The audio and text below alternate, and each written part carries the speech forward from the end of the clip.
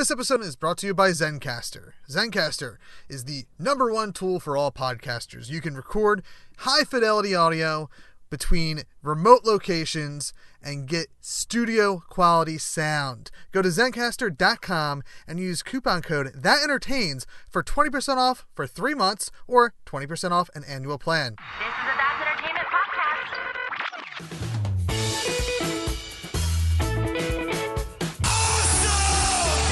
Awesome. Just tell people they're awesome and mean it. Awesome. Did you have an awesome time? Did you drink awesome shooters and listen to awesome music and then just sit around and soak up each other's awesomeness? Awesome. That was awesome. You guys are awesome. No, You're awesome. no. You are awesome. Sir, you are awesome. Seriously. Awesome. Everything is awesome. Welcome to this week's edition of Everything is Awesome. I am your host, Kev, and this is the show where we sit down and talk to awesome people about awesome things. This week we have another set of great shows for you. It's another week where we're releasing 2 in one day. It's a two-parter is one of the reasons, but also because this conversation is split up in a way where if you want to listen to some stuff, you can listen to episode the part 1. If you want to listen to other stuff, part 2. If you want to listen to both, you can listen to both of them back to back. Before we get to all that, though, I just want to take the quick minute and say thank you all for listening. I like to thank you at the top of the show so that I know you hear it. So thank you guys for taking time out of your day. You could be doing anything, anywhere, and you're choosing to spend it with me and Mr. Ben Wallis today. So thank you so much. We're also, I think one of these falls into October, so we're officially in October, which means I got to sit down and say thank you to our extra special super friends on Patreon. Thank you to Mr. Mike D'Angelo for supporting us on patreon.com/thatentertains. If you want to support this show and subscribe to the That's Entertainment Podcast Network Patreon, you can go to patreon.com/thatentertains. And you can subscribe to one of our tier levels there, and every dollar that we make there goes back into this network, whether it's to reimburse this show for its hosting fees, reimburse the Bullies Keep Out show, the Ladies Who Rant, Victims and Villains. Every show will have their hosting fees covered by that Patreon. So thank you so much for doing that. You can, of course, also head to iTunes and leave a 5-star rating review or spread the good word of awesome through word-of-mouth recommendations. Let's get right to it. This week I sat down and talked with Ben Wallis. He is let's see if I can pronounce this right, Episcopal priest. I hope I got that right. He's a podcaster, a tabletop role-playing game enthusiast, and much, much more. We sit down and we chat about, in this part of the episode, weight loss and the Philadelphia Eagles. We talk about Philly, Bucks County, and right before we get into Ben's podcasting career, what got him into it, and some of the podcasts he started out with. All that and more right here on awesomepodcast.com and thatentertains.com/network. Thank you for being on the show. No, thank you for having me. I'm so excited to be on the show because I've been listening for a little while now. Not too long. I forget when I started listening. I don't know, long enough that I got amped to be on a show that I listen to. It's so much fun. Oh, nice. Yeah, well, and full disclosure, and if you've listened to the show enough now, you probably know. I have not listened to your show kind of purposely to just for this, for the conversation. Sure. I like to. It keeps it more. Get to know you convo versus let me go down a list of questions I have and sound like a robot kind of interviewer, because I'm garbage when it comes to interviewing. But I can talk your ear off all night. Fair enough. So you are, we'll get this out of the way first, a fellow Philadelphian. That's right. Oh yeah. I'm afraid we could probably freaking talk about that forever. There's so much there. Are you in, maybe you don't want to say this in the show, I don't know, but are you in the Levittown area? Did I catch that right? Oh, yes. Yeah. I don't know if I put it on, we might bleep that out. I'm in Bucks County, but yes. Okay. So my family's from Bucks County. I grew up in Bucks County. Okay. I grew up in Quakertown. My mom is from Levittown. She lived in Levittown her whole life. My grandmother, the house my grandparents lived in, is in Levittown, and is a tribute to that and also coincidence. I am drinking in a Chamonix Creek beer while we record. Oh, nice. It's funny because I used to drink beer all the time when I would do my night interviews. But I don't know if it's me A, being on Weight Watchers, or B, being old, that I'm tired all the time. And mind you, I say that, don't feel bad, because after we're done this interview, I'm probably going to head to the gym. I'm going to come back, finish up some laundry. I got a laundry list of items I have to do for podcasting tonight. So I this might be one of my all-nighters. So yeah, apparently. Wow, that's crazy. Yeah, I usually stay up very late, 90% of the week, and then one day a week I will I'll go to bed early, because another night of the week I stay up all night to catch up on everything. Wow, just wild. No, that's I could be a night owl like that, I think, if I let myself, but I just can't, though. My life is set up in such a way as, like, I have to work on daytime like everybody else who is a daytime person. Like, I have to work on their schedule. You know what I mean? That's how I feel about it. Oh, don't get me wrong. I don't sleep in. Sure, like, sure. Oh, fair enough. Wow. So when it like tonight might be my all-nighter night, but like tomorrow night, even if I stay up till midnight or so, I will be up by 6:30, so I can get everyone's lunches ready and get everyone ready for school and work and whatnot. I have my fiance who she's a teacher in the city, so I try to make sure that she just has to wake up and get ready and go. So I make her breakfast and her lunch and whatnot.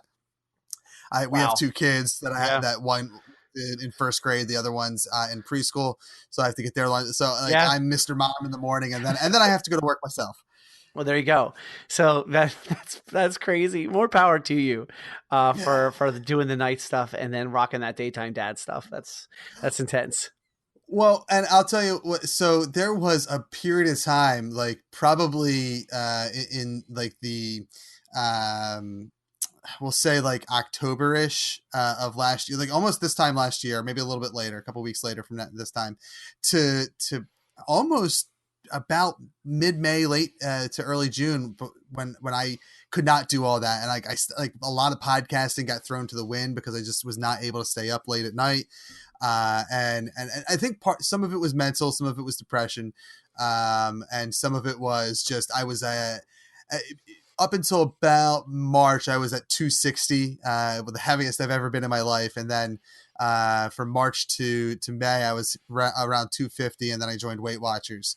And since I've dropped the weight off, like it's so much easier to like have that energy to stay awake. Yeah, I've been trying to drop some weight back off myself for a little while, like, and I've had some success recently. I've lost I've lost 20 pounds this year, maybe a little more, which is good. Yeah, it doesn't feel great when well, just being honest, and you said the same thing basically. If I didn't enjoy beer so much, it would come off faster. And I know that. So as I sit here drinking the beer, I'm like sort of, weighing the pros and cons. It's like, I want to drink this, but I know it's going to be like, a slower weight loss journey. So it's, So I have lost since, I don't include that first 10 pounds I dropped from 260 to 250, because that was me attempting to do what I always did, and that was just like cut soda out completely, and it usually led to 25 pounds in about 2 weeks that I would drop. That didn't happen this time around because I'm 34 years old, and my body has finally caught up to my age. So that first 10 pounds was just like me trying to my old habits to lose weight. So at 250, 251, I think, is when I started doing Weight Watchers, and I'm down to 215. So I've lost about just over 35 pounds. That's awesome. 35 points. Yeah, it's great. Like it's real cultish. Like whenever I hate talking about, I talk about it a lot, but when I get into this conversation and people ask me how I feel about Weight Watchers, I kind of hate it because it makes me sound like I'm part of a cult, because I kind of am. Well, I have to tell you, I'm actually using Weight Watchers also. My wife and I both are. Oh, so are you doing the online thing too? Yep. So so I know exactly what you're talking about. We're doing. Yep. We are doing like I'm looking at my Weight Watchers app right now, and like so like I like I've definitely passed my daily points and dip it into Yeah. those weeklies. But my week starts on Sunday, which means that I always feel good on Sunday night if I'm like, well, I can dip into those weekly points. But by next Friday and Saturday, it's going to be rough. Yeah. I after doing it I started like June 1st, basically is like the easiest way to say it. So after being on it for so long, like what I love about it, and for my audience, we won't spend much time on it because it does sound real cultish. Sorry. But it's really like I haven't changed much about my diet. Like it doesn't feel like a diet. Like I still drink my lattes in the morning. Like I go to Wawa now and get a latte instead of Dunkin' Donuts. Dunkin' Donut. I don't know if you've ever looked up a Dunkin' Donut. I like my coffee to be almost candy like. Okay. Even though I'm not a big sugar guy. Okay. I like to have sweet coffee because I think coffee tastes like garbage, but I really like coffee. Like the idea of coffee, I guess, is what I like.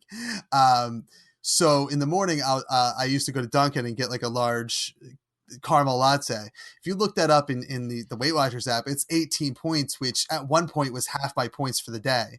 And now it's like 2/3 of my points or something, whatever. It's still, it's more than 50%. So Wawa, you can get the same thing with sugar-free caramel and almond milk, and it's only 4 points. There you go. So all I've done to make to not make it feel like a diet is just find substitutes, and I also have opened my eyes up to like different foods that I like. I never ate tomatoes. I hate tomatoes.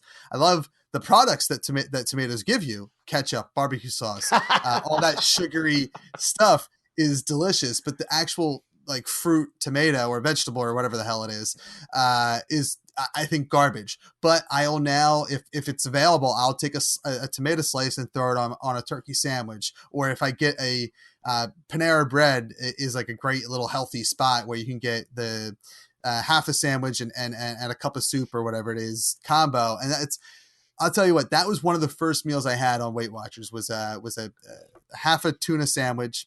I got chicken noodle soup because I didn't want to be greedy with my points. Yeah. That like normally my meal would have consisted of a whole sandwich and a bread bowl of broccoli cheese soup, right? That I would gorge on and think that I needed to eat the whole thing. Whereas really I was completely satisfied after half a sandwich and chicken noodle soup. Yeah, Mel, my wife and co-host of Pot of Love, she likes to say that it's less of a diet and more of like, if you use it right, it's not a diet, it's a life. It's sort of a way of life and a life. It's not just what she says. It's what the cult leaders of Weight Watchers say. Is that what they say? That's funny. That's what she says to me all the time. So she must have gotten it from them because, she's the one who convinced me to do Weight Watchers. So I do Weight Watchers. I also combine it with with also keeping track of my macros because I lift. Mm-hmm. And so it's really important for me to sort of have a certain level of protein intake and then sort of balance out my carb intake. And so but the nice thing about Weight Watchers is if I slip from the macro counting for a little while, I'm still tracking my Weight Watchers stuff. And I've gotten to the point where even if I'm not doing a good job of actually following Weight Watchers, I'm still logging all my food. Even I've convinced myself, even if you're going to screw up and go into negative point, go beyond what you're supposed to go use, just still log it because the habit is so important. Yeah. And I've slipped a little bit here and there with that. And that's because sometimes I'll have maybe I'll have an Oreo cookie or two. And I don't have my phone on me, or I'm just too lazy to track that. And my thought process is I know this week I'm not going crazy because there's really nothing planned. There's no parties, there's no live event that I'm going to, there's no con that I'm going to, there's nothing that I'm doing that's going to cause me to have a day where I may use all my weeklies and then some. So those kind of weeks where it's just my normal week, I might not track everything to the T, but that's because I know I have my weeklies as backup, and I know it balances out, and I kind of know now after doing it for so long how many points I'm eating, and whatnot. So, but there are, like, if I go to a party or for instance, like the Philadelphia Podcast Festival, I help run things at Tattooed Moms that day. So I drink a lot and I eat 2 meals there. Oh yeah. And I tracked, at first I said, I'll just throw 70 points up for the day because that's probably what I did. And my fiance was like, no, do it for real and see what it was. And it ended up being like 102 points or something. Wow. Crazy. And so now, because of that, I will track those crazy days. Yeah. More so than I will that extra cookie I had. Right. Because that extra cookie is, it's like 2 or 3 points. It's something, especially as your points shrink, it means something. But ultimately I have weeklies to cover that versus a day that I'm going out to an event, a baseball game, a housewarming party, a birthday party, something like that, where I might use 100 points I've used 100 points in a day now. So I know that I need to track as much as I can on those wild days so that I know how bad it is. And honestly, I'm gonna knock on wood. I pay to go to the meetings. I don't really go to the meetings anymore because I'm not happy with the people that are available to me to talk. But I prefer, like, we talked about it, and we talked about going online only. To me, it's worth paying the extra money to stay with the meeting plan so that maybe one day it's free. If I hit that goal, but B, also I trust their scale way more than I trust my scale. Oh, that makes sense. So I'd rather wake up I'd rather pay the extra money. I've been paying it for months already. So like, I'm not going to, it's not like I missed that money. Right. B, like, I'd rather wake up at like 7 a.m. every Saturday morning and go weigh in at 7:30 every morning and know that like this weight is accurate versus like my scale, I could step on it 3 times and get 3 different weights. Yeah, I hear you, and that's I hadn't thought about it that way. Although they do have a scale at my gym that's probably more accurate. It's like, one of the sliding scales. They could probably use that and probably get an accurate number too, which I don't do, but I theoretically I could. If GNC at the mall, Axel Valley Mall, which is where I go, yeah, if they opened up early enough for me, like I like to go, like Saturday morning is when I feel my lightest. Even if I screw up and have a big meal Friday night or something like that, which is usually what we is takeout night. So usually I do, but I really enjoy Saturday mornings, early in the morning before I eat, and I can't wait till like 10 o'clock in the morning or whenever the rest of the mall opens before I can go eat. Like my fiance, she's not a big eater to begin with. Like to her, food is a necessity to survive, whereas food to me is delicious and I want to eat all of it. So I need to eat right away. So even waking up at 7 and having to wait that half hour is killer. Yeah. So we went really far down the cult rabbit hole, I think. Yeah. We did. This episode is not brought to you by Weight Watchers. But yeah, no. So yeah, it's funny. I thought we were going to go down an Eagles tangent. I know. Not a Weight Watchers. Well, we still can do that at some point in the show. Go down the Eagles. Well, all I'll say about, and that's why we were conferring that we were both from the same. So are you in the city proper, or I'm are you not in actually. one of the suburbs? I'm in Upper Darby. I'm in Drexel Hill. I'm Delaware County, but I have lived in the city, and I've actually lived. Now that I live in Delco, I've lived like in every county around Philadelphia at some point. So yeah.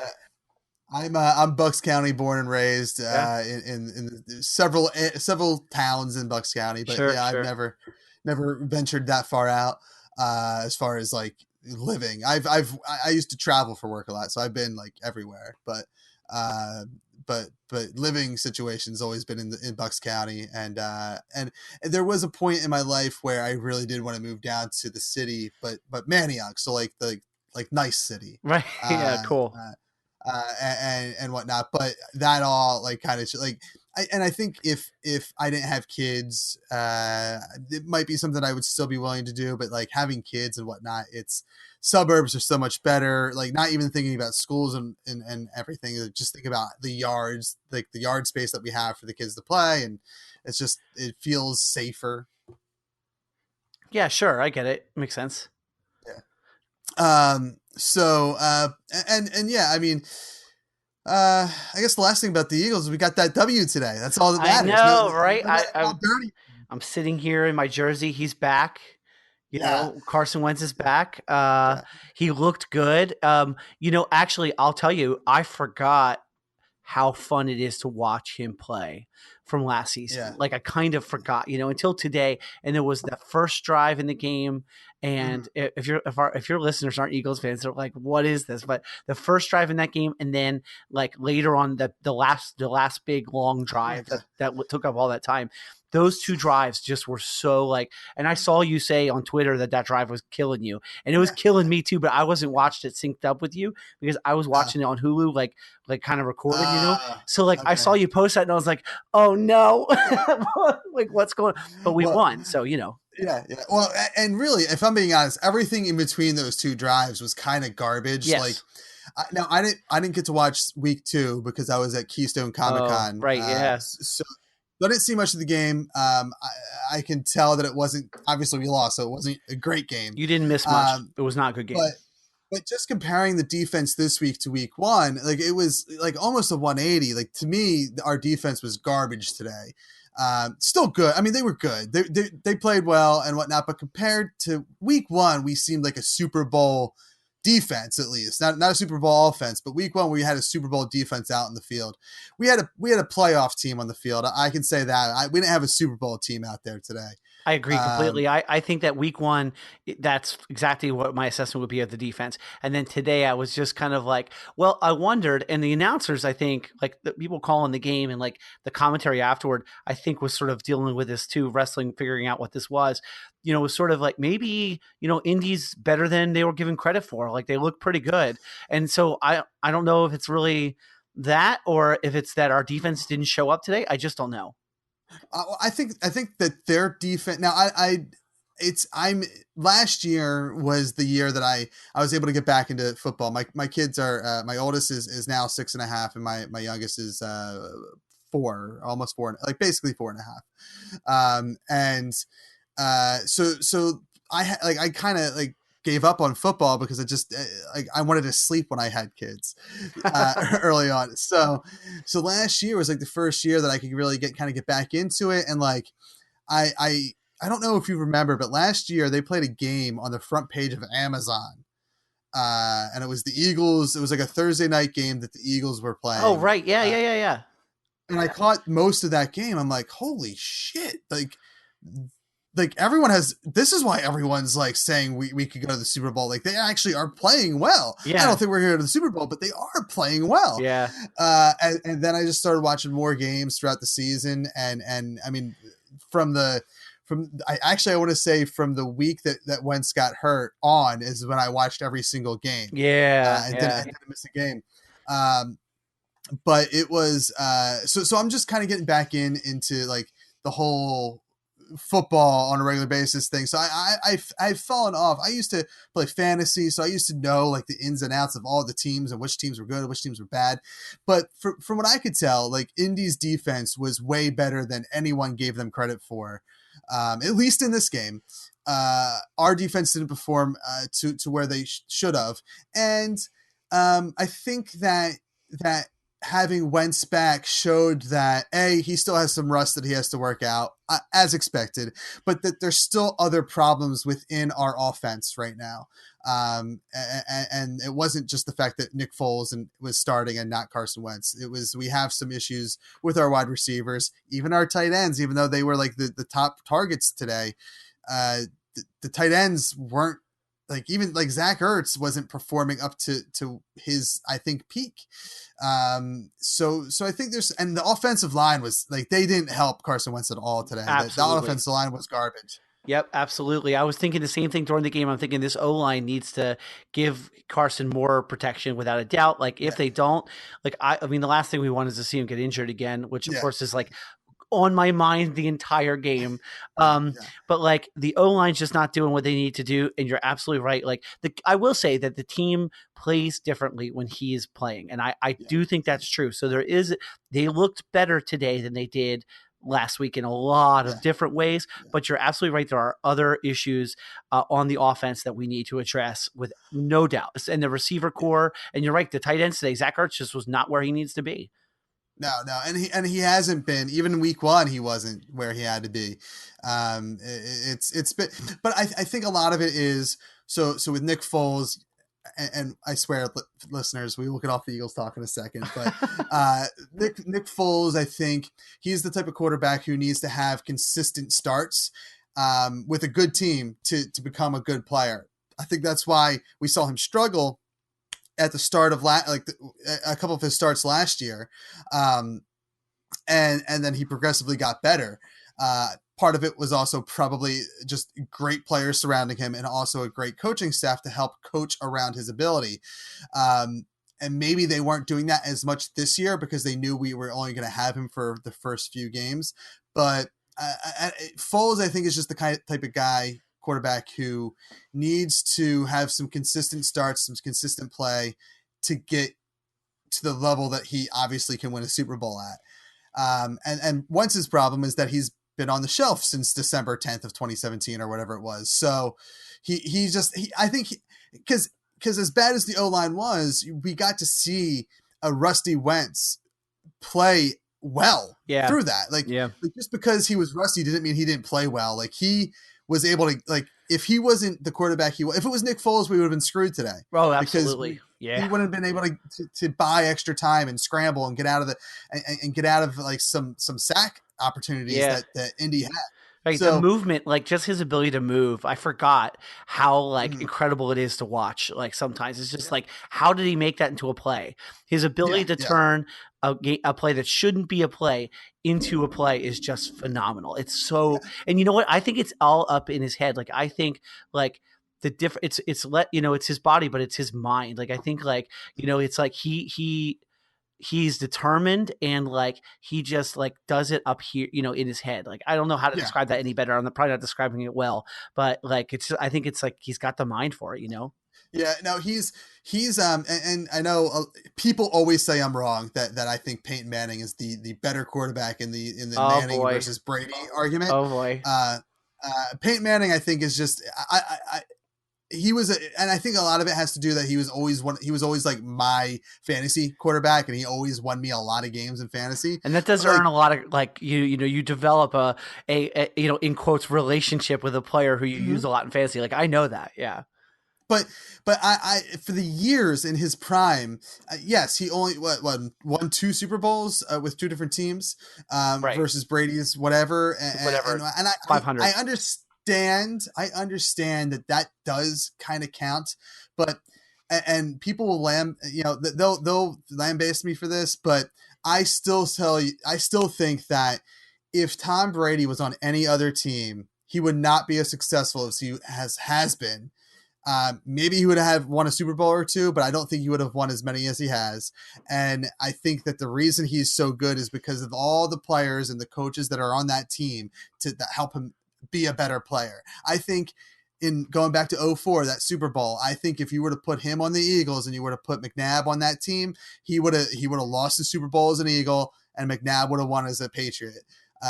Because I don't think that team won the Super Bowl necessarily because of their quarterback. He was a big help for sure. And a key factor, but I think that Wes Welker and I forget all that. I forget a lot of the players, but Gronk, all those guys that were with him during his heyday made that team. He had a great offensive line. I personally think that if you're going to have 2 quarterbacks next to each other with the same team surrounding them, who is going to perform better? I personally think it's going to be Peyton Manning over Tom Brady. You give them the same team, I think Peyton Manning is going to perform better.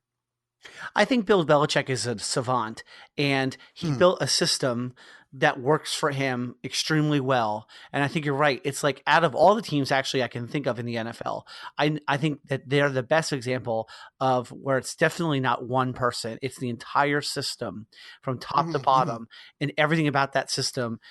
So, if anyone deserves the credit for it, I think it's Bill Belichick's freaking weird recluse genius that he is. But, he's weird but he's a genius.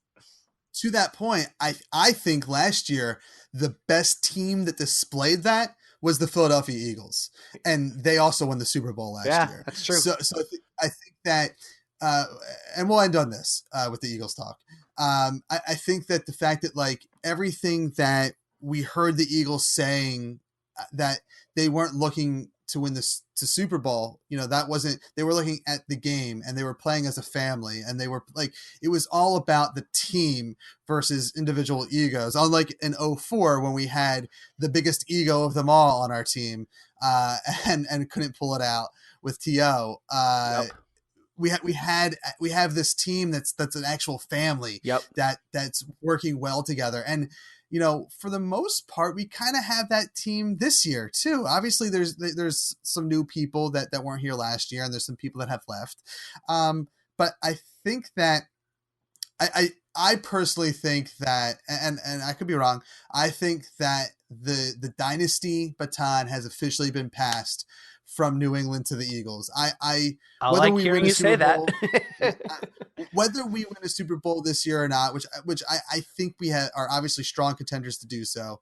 And obviously with Brady still in the picture, like you can't count out the Patriots, even though I just said that he's not the greatest quarterback in the world, and I'll stand by that, despite what his numbers say.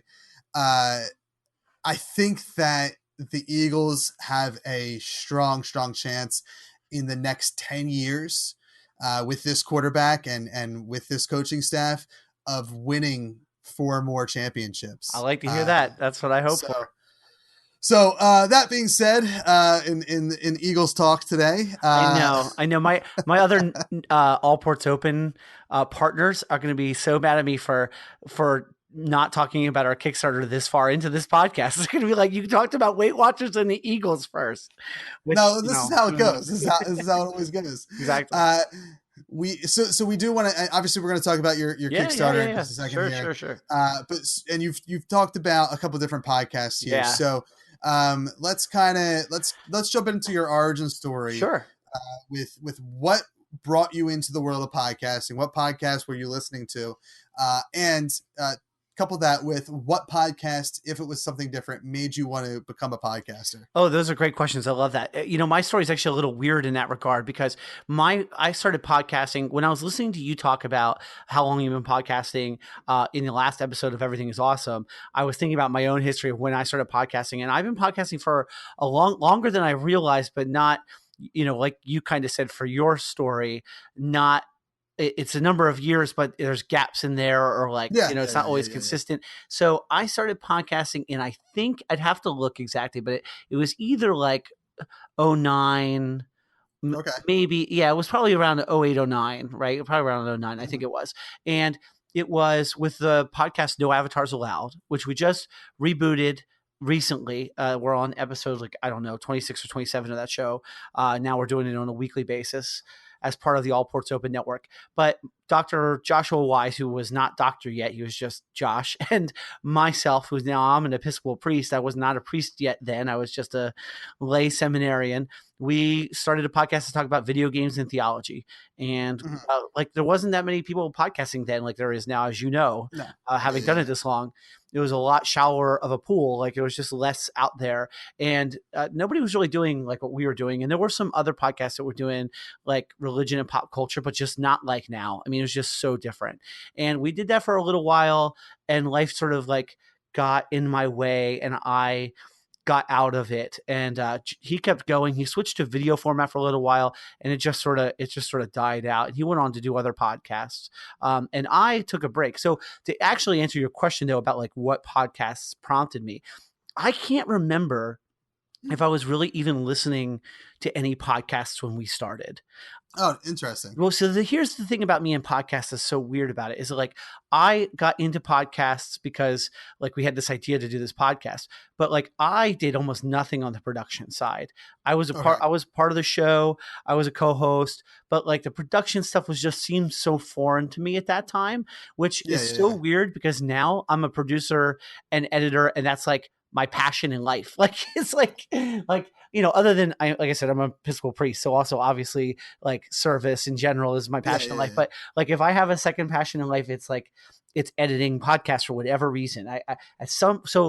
I started listening to podcasts after I stopped making mine the first time. And I started listening to, and now I listen to like every podcast in the freaking universe. But I really fell in love with podcasting when I started listening to Radiolab, which, Okay. a lot of people attribute to, being a really well-produced show, really good radio. And like, they have just such a like sort of uncanny style. It's very unique and very their own. And the idea of doing like soundscapes and messing around with sound and like that kind of stuff was really intriguing to me. I started listening to that. I'm trying to think of some other ones around that time I would have been listening to. I have a friend also local to Philly area named Justin Harlan, who has his own network, Farsighted Network, and he was doing a bunch of podcasts. I think he maybe, no, was it him? You may know him. Maybe it wasn't far. Justin, that name sounds familiar. I would not be surprised if you've connected with him. I would not be surprised at all. Yeah. Because and maybe I'm thinking of a different blog. A blog interviewed me about the first year I ran my Let's F Cancer Festival that I do in January. But I don't know. I forget it. Maybe that was a different one. But because I think the Farsight, I think I have a buddy who writes for them. Very possible. I think the guys from I Like to Movie. I know they write for Cinema 76. Yep, it's that called connect. now. Yep. But that's all connected with the Farsighted at one point, or is still, I don't know. Yeah, okay. So that's a friend of mine from college, and he was doing podcasting, and I'm trying to think if back then there was any more that I was super into. I'm sort of spacing on whether there was any at that period. But then, like, eventually I got into like McElroy stuff and listening to, My Brother and Me. That was actually more recent in the last couple of years. But I started, 4 years ago, 4 years ago in October will be our 4th year anniversary. I wanted to get back into podcasting. And so I decided to launch my own show in my like clergy life. And I launched a podcast called Priest Pulse. At that point, there were a couple other people in the Episcopal world that were podcasting, but not very much. And they were pretty new. And so like I was listening to them too, simultaneously as I was making my show. And so I started creating Priest Pulse.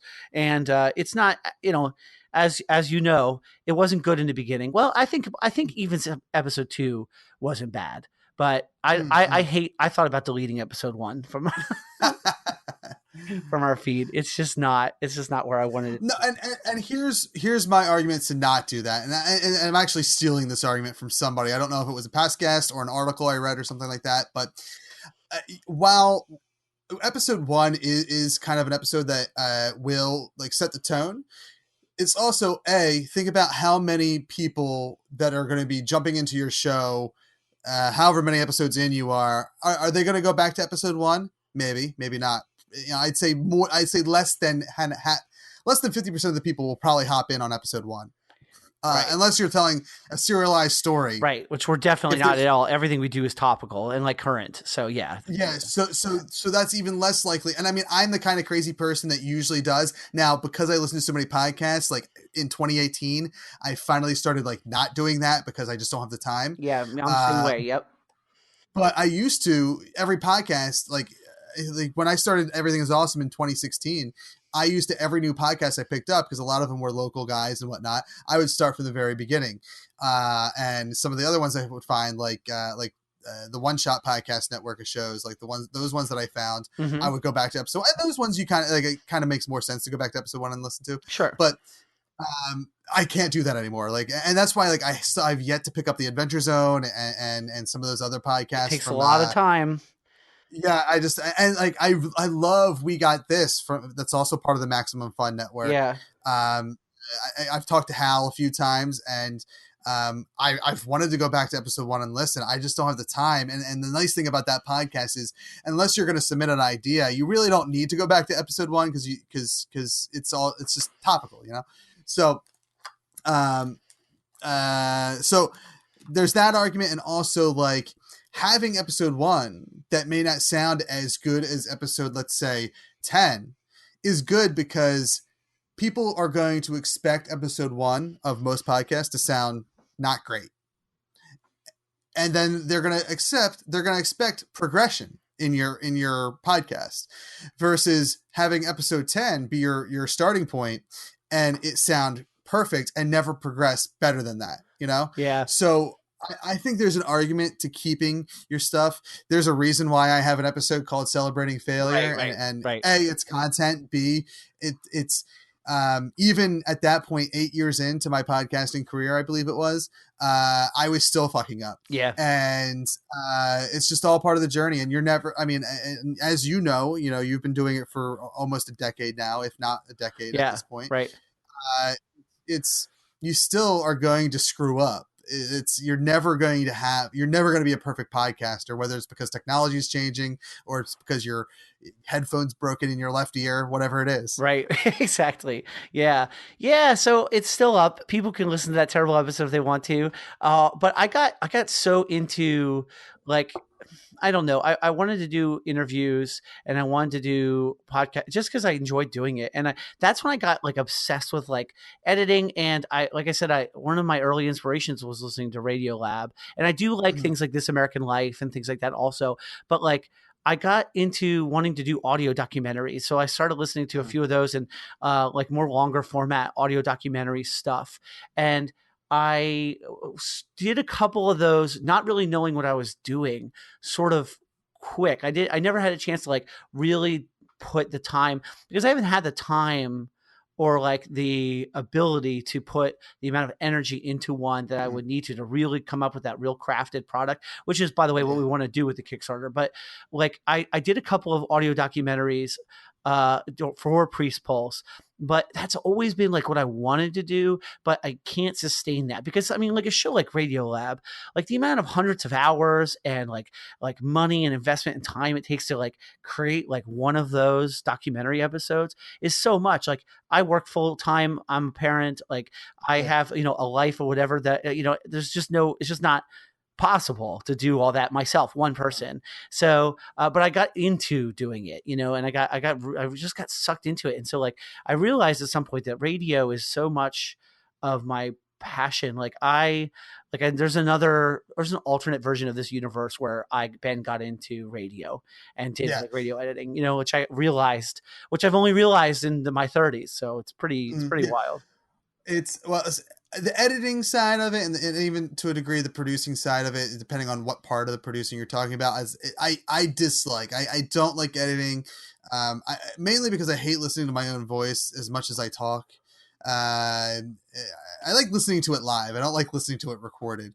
That part I could do without, and that's why my editing is usually not too heavy and whatnot.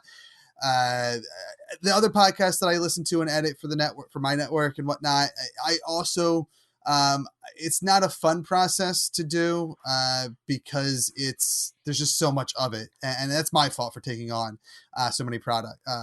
Yeah. But, I did at some point, like in high school, and since you're from this area, you will understand some of this, but back when YSP, was, I'm 34. I was in high school in the early 2000s. Yeah, I'm 35, so we're same demographic. Yeah. Okay. So I don't know if you remember YSP. Oh, definitely. Back in the late 90s, early 2000s. I want to say I was probably 16 at the time. So it was probably like 90, math. It was probably like around the year 2000, when they were doing some sort of like radio DJ contest thing where you could send in a demo tape and become a DJ.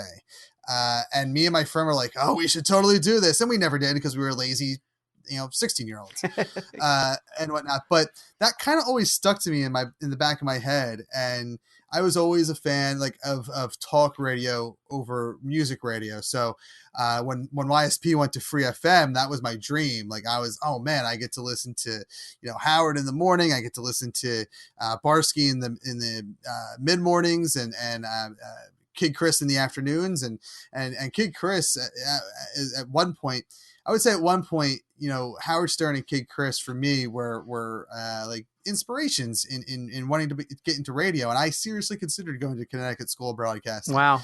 And I was, and I, like, to the point where I had phone call, like I had a lengthy phone call with them about like the process of what that means to go to their school. And I just never, part of my problem was I was, like with anything that like this kind of stuff, podcasting and wrestling, which was a big thing for me, I was too afraid, I think, to commit to what you have to sacrifice to do that kind of stuff.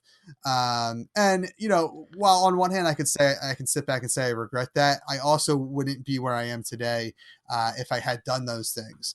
So, and I'm very happy where I am today and with the life I have now. And I'm doing it all, at the end of the day, I'm doing radio. Yeah. It's just not the radio I thought I would be doing. Exactly. And honestly, better radio because, you know, what I did 10 years ago as a podcaster was very much in the vein of a Howard Stern show or a Kid Chris show, versus today I look at, and I was just like, I just started listening to Inside of You with Michael Rosenbaum. And that is an incredible podcast. If you're into interview shows, if you're listening to this, you're probably into interview shows. So if you want to listen to way better ones, you want to listen to Kevin Smith, you want to listen to Aaron McGathy, listen to Aisha Tyler. Yeah. By the way, Aisha Tyler is one of the ones that I like really, when I started really listening to Aisha Tyler, that's when I was like, I need to get better at interviewing. Like, I really want to become better at interviewing. She inspires me to be a better interviewer. And I 100% agree that they all like, and I probably haven't learned anything from anyone but Kevin Smith yet. And that's because I think Kevin Smith is also like, he's actually a great interviewer too, because I've seen him do short form interviews, but his long form stuff is more what I do with Everything Is Awesome. Like, I feel like this show is very much like, if you never listen to a Kevin Smith podcast where he sits down and talks to someone for an hour or two, you could listen to this show, and this is basically what you're going to get. Yeah. Just a fun conversation between two people. Right. Whereas Aisha Tyler, Aaron McGathy, and Michael Rosenbaum, who I just recently started listening to, they are excellent interviewers. And I wish I could find a way to be that good and like do similar interviews to what they do, because it's all inspiring to hear them interview people. I completely agree. And actually, I'm willing to say that I think I actually have gotten pretty good at interviewing. And I've been told that by guests, which is why I'm willing to say that, because I hesitate to, like, I'm not the kind of person that likes to say positive things about myself. It's just not my nature. No one creative does that. Yeah, I'm willing to say it about this because, like, I've had guests on, it's always means so much to, like, have a guest on the show, finish the interview, and have them go, wow, you're a really good interviewer. I'm like, thanks. Like, and my co-host, Colin Chapman, who's the co-host of Priest Pulse, he'll say to me all the time, like, yeah, dude, when you're on your game, you're on your game with that. And I think I've just, like, gotten better at it because I've been doing it for 4 years. You know, and we don't actually produce that many episodes of Priest Pulse, like, per season, because we do it about every other week. And it's like, just because of the way that show happens to work out, like, we probably only do, like, I don't know if it was like 16 episodes in a season. I don't even really remember off the top of my head, like, not that much content. We used to do, like, they were pretty long episodes, like, for multiple segments. So, like, you know, maybe 2 interviews. For a little while, we were even doing, like, a whole roundtable discussion and then, like, 2 other interviews. And so, yeah, that's all fun. I mean, it's so different than most of the podcast stuff I'm doing now.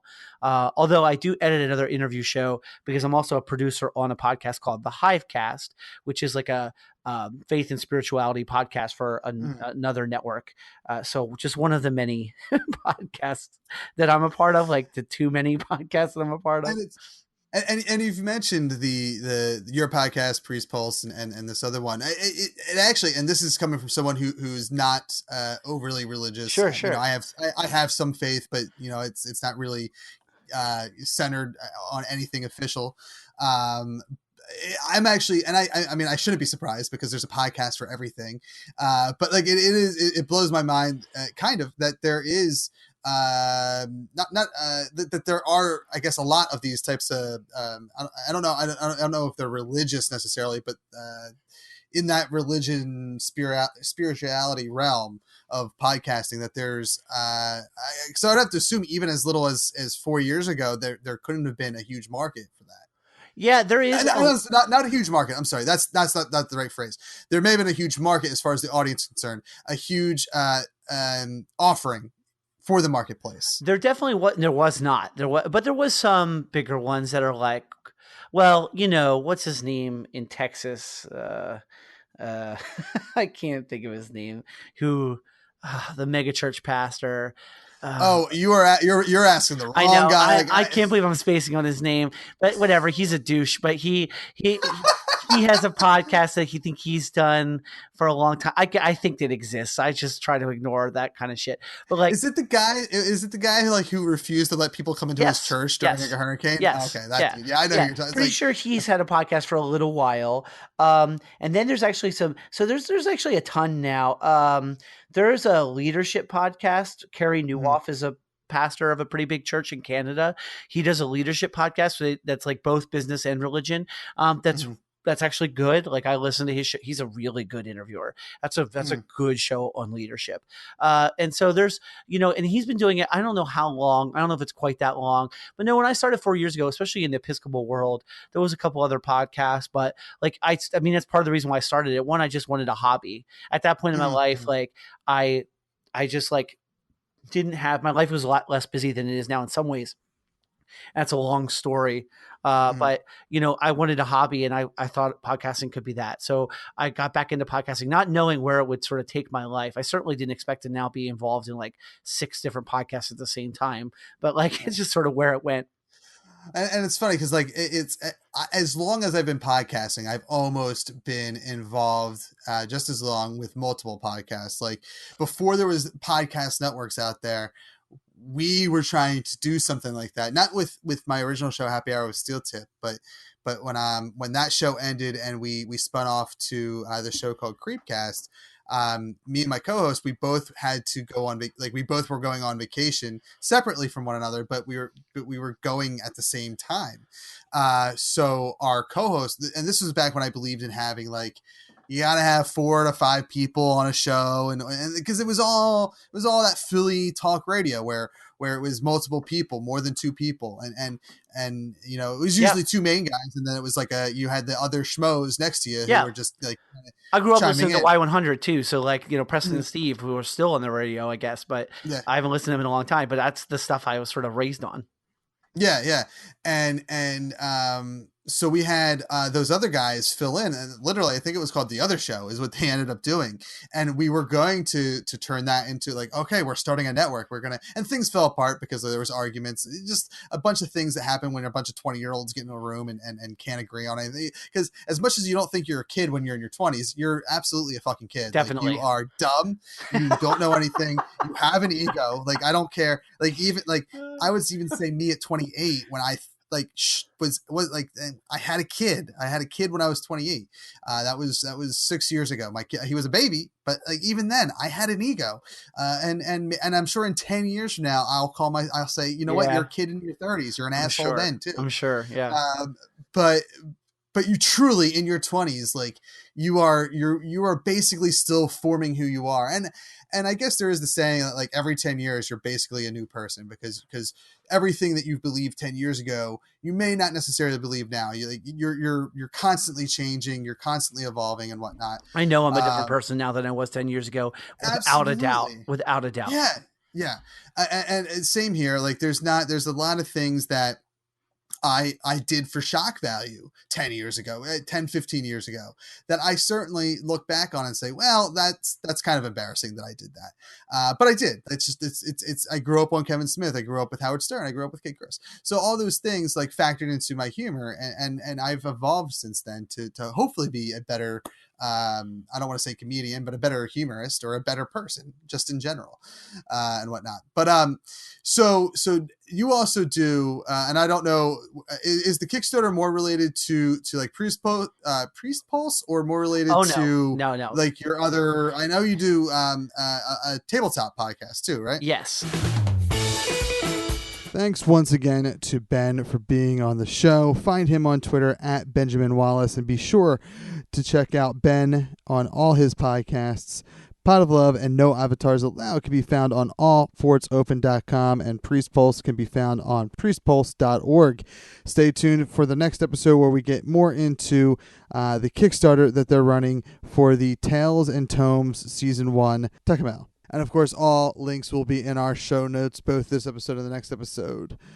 If you're looking for other shows to listen to, make sure you go to thatentertains.com/network. We have a ton of shows there you can be listening to, like brand new to the network, After Party of One Pod. It's where we sit down with people from the tabletop role-playing community, and we talk about the month worth of Party of One podcast episodes.